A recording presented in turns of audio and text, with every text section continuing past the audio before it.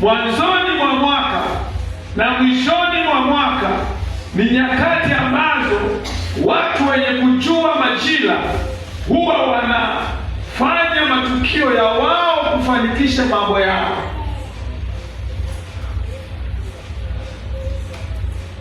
Nina somo ninalolifundisha linaitwa ulimwengu wa roho. Somo hili ni somo ambalo linaeleza harakati ambazo zinafanyika kiroho. Sasa nilikwambia kwamba mara nyingi sisi kama Watanzania na Waafrika hatuna elimu sana ya mambo ya kiroho. Elimu yetu imekuwa ndogo. Ishwa matendo katika vita vya kiroho. Kwa hiyo unakuta kwamba tukaendelea kushuka katika ule ushindi wetu ambao tulipaswa kuupata katika mapigano yetu ya kiroho.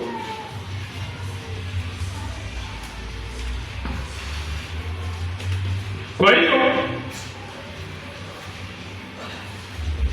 vita vya kiroho huwa vinaenda na mambo makubwa matatu. Nitakwambia machache. La kwanza, vita vya kiroho huwa vinaangalia majira. Sema majira. Majira. Sema tena majira. Majira. Yes. Usipoyaelewa majira na nyakati katika vita vya kiroho huwezi kushinda. Ndio maana nasema kuna wakati wa kila jambo chini ya mbingu. Kuna wakati wa kucheka na wakati wa kulia. Kuna wakati wa kukusanya na wakati kutawanya. Kuna wakati wa kutupa mawe na wakati wa kuokota mawe. Sasa ule wakati wa kuvuna wewe ukapanda, imekula kwako. Ule wakati wa kupanda wewe ukavuna, umechemka. Kwa hiyo ni muhimu kuzielewa nyakati za kiroho ili kutafuta ule ushindi mkamilifu katika mapigano ya vita vya kiroho. Na ndio maana saa 6 za usiku mpaka saa 9 ni nyakati ambazo zinaitwa za wachawi kuzunguka. Ikifika saa 6 huwa kuna ndege fulani huwa wanalia. Sijui kama ulishawasikia. Yaani ile saa 6 wale sio ndege, vile ni vipenga. Wakati tulikuwa tunaenda kucheza mpira, kulikuwa akifika yule mwenye kipenga anapiga kipenga, hata ukiwa watu unasikia kwamba unajua ni saa ya mazoezi. Sasa wale ndege huwa ni filimbi za kuamsha watu, wanaamshwa. Yaani kama amelalaje, kikipigwa hicho kipenga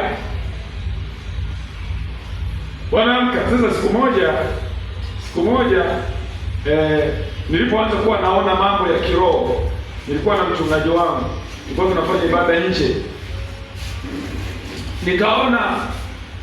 nikaona ndege za kichawi zinaruka. Nikamwambia mchungaji, nimeona ndege. Akaniambia, sasa macho yako yamefunguka. Mimi kile nilikuwa ninajaribu kumfuatilia mchungaji, maana nilikuwa na macho makali sana ya rohoni, nilikuwa naona mambo mengi sana. Sasa saa 6 mpaka saa 9 ni majira ya kufanyika mambo fulani. Ndio maana tukisoma Biblia, Petro na Yohana walikuwa na majira yao ya kwenda nyumbani kwa Bwana kuzaa. Amen. Amen.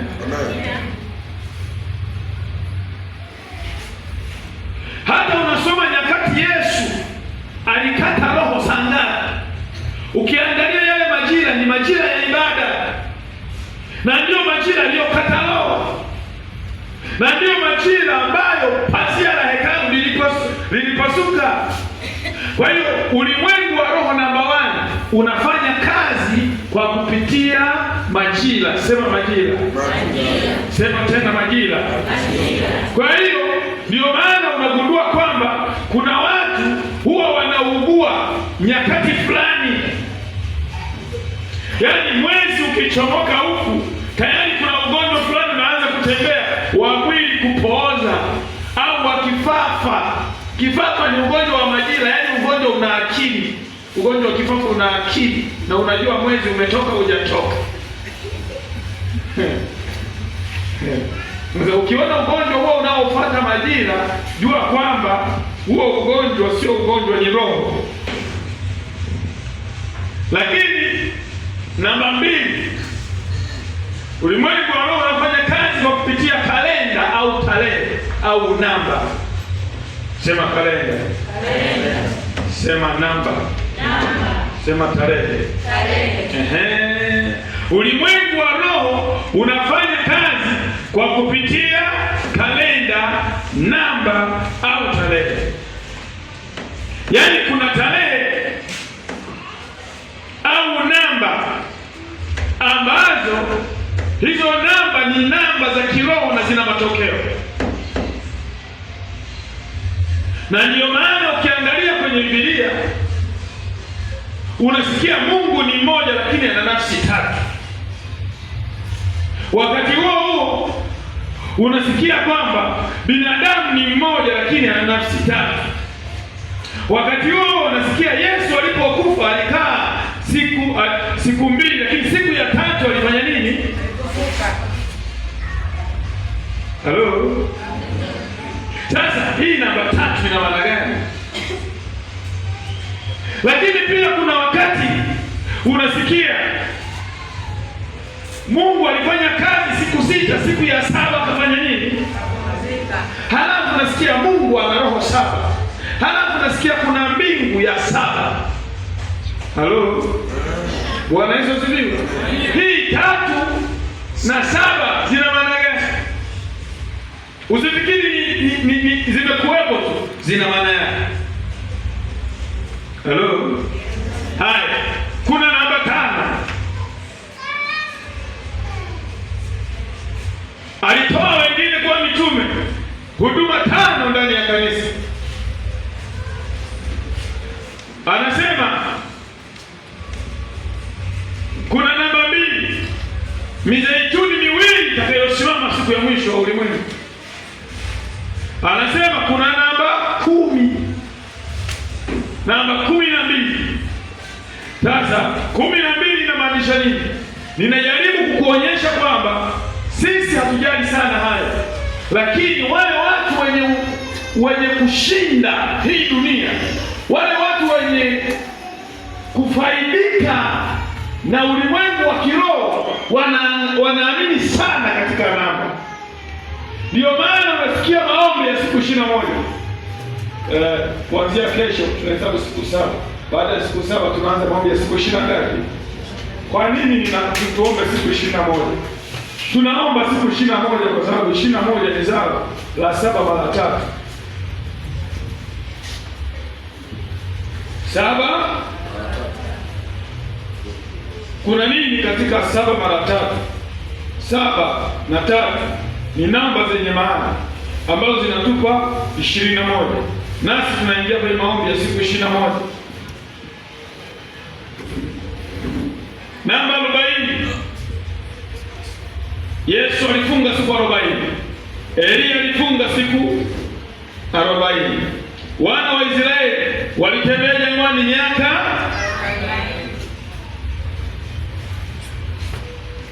Kwa hiyo kuna 40. Somo langu linaitwa kuangamiza maadui wa maisha. Sema kuangamiza maadui wa maisha.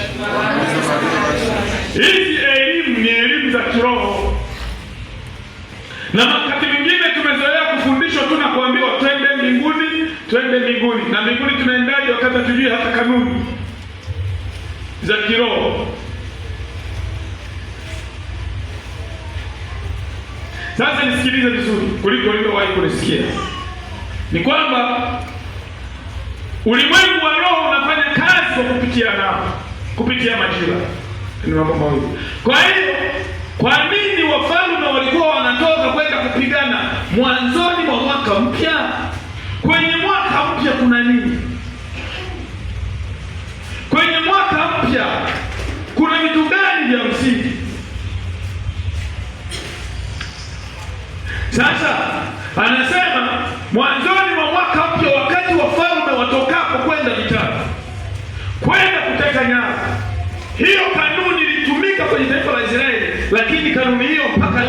bado inatumika kwenye ulimwengu wa roho.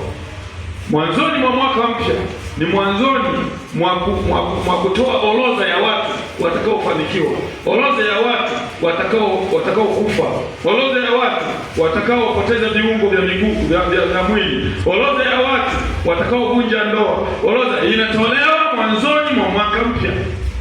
Sasa kama wewe mwanzoni mwa mwaka mpya unalala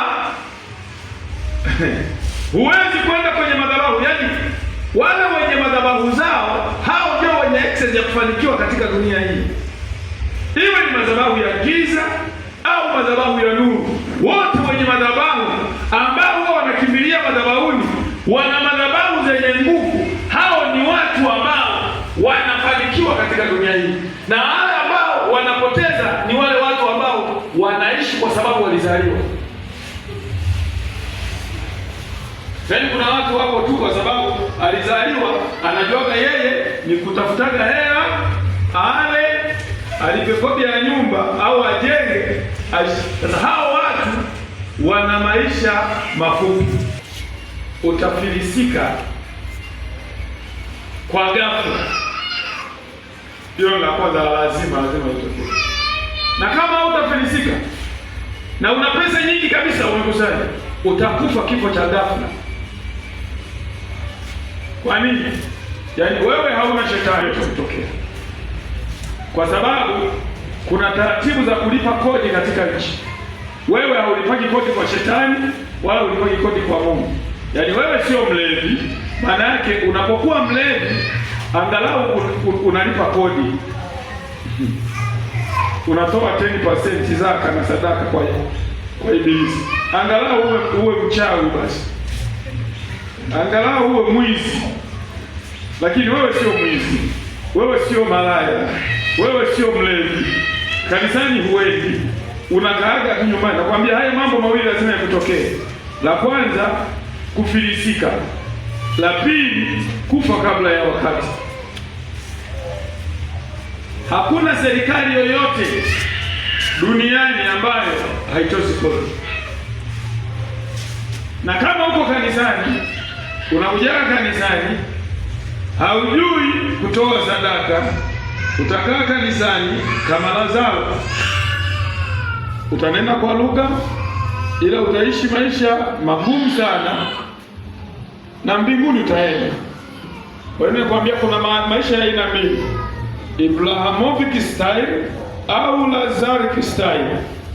Ibrahamovic style ni style ya kunena kwa lugha, kuvaa nguo nzuri za vitambaa vya hariri zilizodaliziwa, viatu vya ngozi ya pomboo, halafu unakwenda mbinguni baada ya kutoka duniani.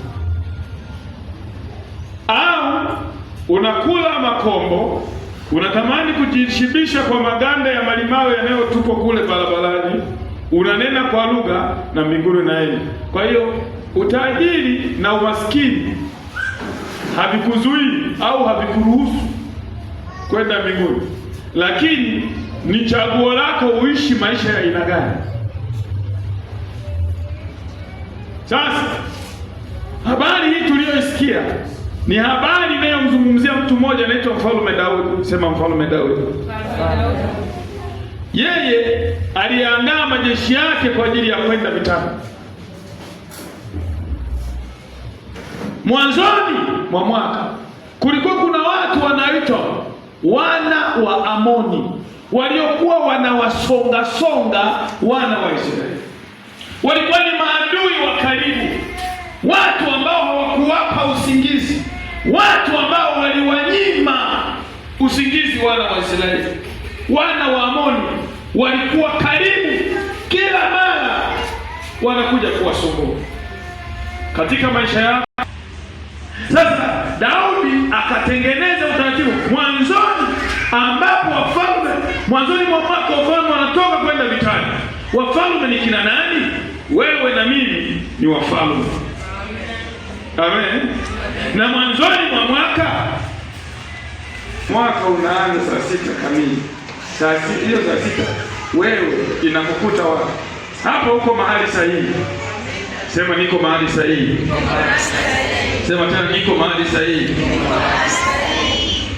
Kuna watu waliingia mwaka kwa kupiga madebe, ila kesho yake hawakuweko duniani, kwa sababu walifikiri mwaka unapokelewa kwa kelele. Kumbe mwaka unapokelewa kwa maarifa na kwa utambulisho wa kimadhabahu. Kwa sababu sikia, mwanzoni mwa mwaka wafalme waovu na wafalme wema wanatoka kwenda wapi? Na kama wanatoka kwenda vitani, wewe hizo kelele unazotaka kuzipiga sasa hivi unazipiga kwa ajili ya kuteka nyara au unazipiga kwa ajili ya kufurahia kwamba umeuona?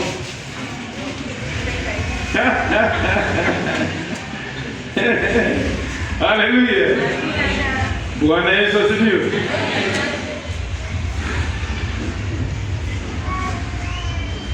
Hoja sio mwaka kuingia. Hoja una maarifa katika mwaka unapoingia. Ashukuriwe Mungu kwamba mwaka unaingia haujalala, uko macho. Amen. Na sio vizuri usio tu kwamba uko macho ni vizuri, lakini mwaka unaingia uko madhabahuni, unakula neno la uzima. Haleluya. Kelele utakapozipiga ambazo zinakwenda kuinua na kusababisha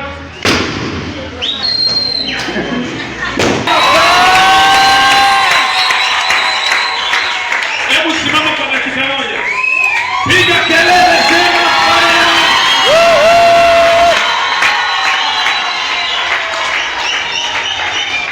Ongeza kelele, sema fire. Unaweza ukatoka nje dakika moja na kumtukuza Yesu ukishangilia na